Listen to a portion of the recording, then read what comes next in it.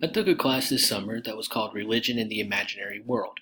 It was a 5-week class with a lot of information thrown at us, but I'm only going to take 2 minutes of your time to talk about it, so I'm going to just highlight 3 points that really grabbed my attention the most. The first one was this idea that comes from Rene Girard, that's called the idea of mimetic desire and violence and scapegoating. It's basically, you might not want a piece of clothing. Well, your rival, just a random person, sees it, goes for it. Their interest sparks your interest. You both don't lead to violence, but violence is brought into the picture, and you look for a scapegoat that, breaks everything up.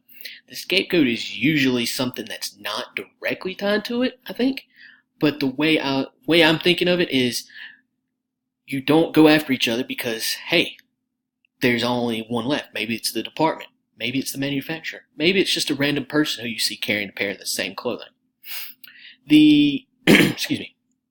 The next idea comes from Walter Wink, and it was on redemptive violence.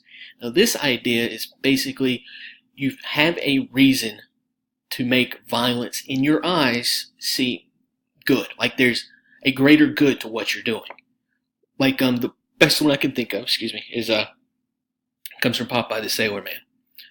Bluto takes olive oil after, beating up Popeye. So Popeye basically eventually takes the spinach, goes headlong into fighting Bluto, rescues his girl, and the rest is history. Same process every single time. The very last one, and I'll talk about it briefly, is this idea of religious imaginations. The best way I can say this is think of America. In God we trust. In the Pledge of Allegiance. Or in the Declaration of Independence. It's everywhere. It's amazing that you see all this stuff. But that's all I've got for now. Take it easy. Have a great summer.